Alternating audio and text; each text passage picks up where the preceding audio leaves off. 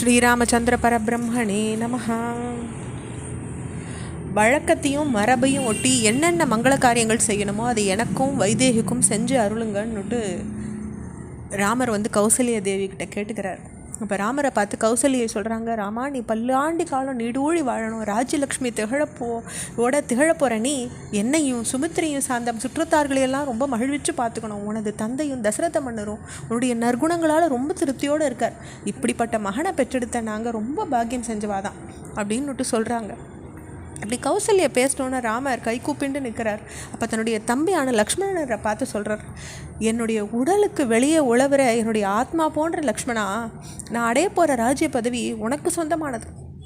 என்னோட இருந்த இந்த ராஜ்யத்தை நீ ஆட்சி புரியணும். அரியாசனத்தில் அமர்ந்ததுனால கிடைக்கக்கூடிய சுகங்களை எல்லாம் நீ அனுபவிக்கணும். லக்ஷ்மணா, ராஜ்யத்தையும் செல்வத்தையும் ஏன் உயிர் வாழறதையும் கூட நான் உன் பொருட்டு தான் விரும்பி ஏற்றுக்கிறேன்னுட்டு புன்சிரிப்போட சொல்கிறார். சுமித்திரையையும் கௌசல்யையும் மீண்டும் ஒரு முறை வணங்குறார். சீதைக்கு விடை கொடுத்துட்டு அவளது மாளிகைக்கு அவளை அனுப்பிச்சுட்டு தனது மாளிகைக்கு போகிறார் ராமர். கௌசல்யனுடைய மாளிகையில் இப்படி நடந்துட்டு இருக்கும்போதே தசரதர் வசிஷ்டர் அழைக்கிறார். செல்வம், புகழ், அரசுரிமை இது எல்லாவற்றிலையும் உறுதியாக அடையும் பொருட்டு ராமர் மேற்கொள்ள வேண்டிய விரதம், இதில் எந்த குறையும் நேராமல் இருக்கிற வகையில் அவற்றை நடத்தி தரத்துக்காக நீங்கள் இப்போயே ராமர்கிட்ட போய் சேரணும்னு கேட்டுக்கிறார். தசரதர் கேட்டுட்டோன்னே மந்திரங்களின் எல்லையை அறிஞ்சவரும் எல்லாவற்றையும் முழுசாக உணர்ந்தவரும் பெரும் கீர்த்தி பெற்றவரும் விரதங்கள்லேருந்து நழுவாதவருமான வசிஷ்டர் ரதத்தில் ஏறி அமர்ந்துட்டு ராமருடைய மாளிகையை போய் அடையிறார். வசிஷ்டர் வர்றதை அறிஞ்ச ராமர் அவரை எதிர்கொண்டு அழைக்கிறார். தேரிலிருந்து கை கொடுத்து இறக்கி விடுறார். இதற்கு பின்னர் மாளிகையின் உள்ள போகிறார். ராமரும் சீதையும் கடைப்பிடிக்க வேண்டிய விரதங்களை தொடங்கி வைக்கிறார். ராமருடைய மாளிகையிலிருந்து வெளியேறார் வசிஷ்டர். கண்ணு கேட்டிய தூரமெல்லாம் மக்கள் வெள்ளத்தை பார்க்குறார். சற்றும் இடைவெளி இல்லாமல் மக்கள் தெருக்கள் எல்லாம் கூடி நின்றுண்டு ராம பட்டாபிஷேகத்தை குறித்து பெரும் ஆரவாரம் செஞ்சு அப்படி அந்த வண்ணமாகவே இருக்கா. வீதிகளும் வீடுகளும் விசேஷமாக அலங்கரிக்கப்பட்டிருக்கு. அடுத்த தினம் பட்டாபிஷேகன்றதுனால எல்லா மக்களும் சூரிய உதயத்தை அவளோடு எதிர்பார்த்துட்டு இருந்தாங்க.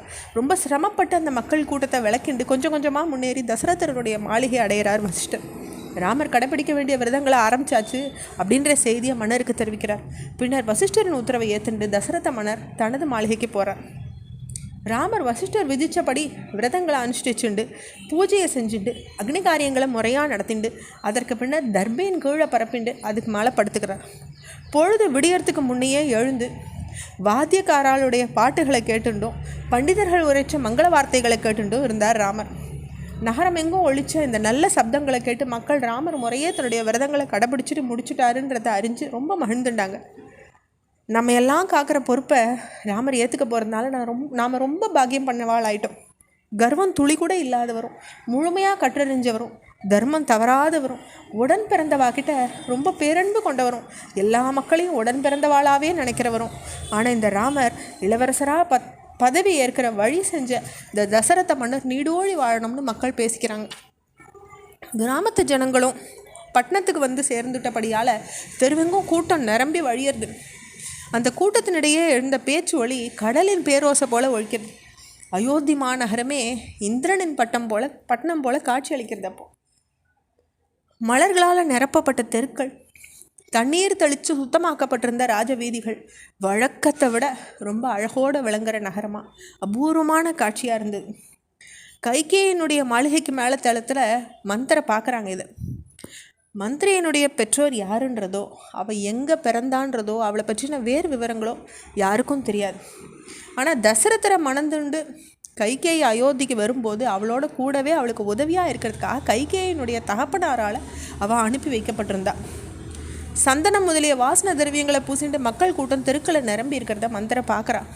பண்டிதர்கள் வேத கோஷங்களை எழுப்பிண்டு தெருவில் போகிறத அவள் கவனிக்கிறான்.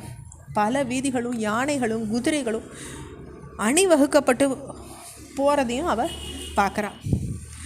வாத்தியங்களுடைய முழக்கம், பாடல்களினுடைய இசை, மக்களினுடைய உற்சாகம் இதெல்லாம் நகரத்துக்கு பெரும் பொலிவை ஊட்டுறதை அவள் கவனிக்கிறான். அப்போது இதெல்லாத்துக்கு என்ன காரணம்னு தெரிஞ்சுக்கிற ஆவல் அவளுக்கு தூண்டுறது. அப்போ முன்னொரு சமயம் சின்ன குழந்தையான ராமரை கவனித்து கொள்கிற பனி பொண்ணாக இருந்த பொண்ணை அப்போ மந்திரியின் அருகில் இருந்தா. அப்போ மந்திரி அந்த பெண்மணியை பார்த்து கேட்குறாங்க. அவங்களுடைய கேள்வியை நம்ம அடுத்த பகுதியில் பார்ப்போம்.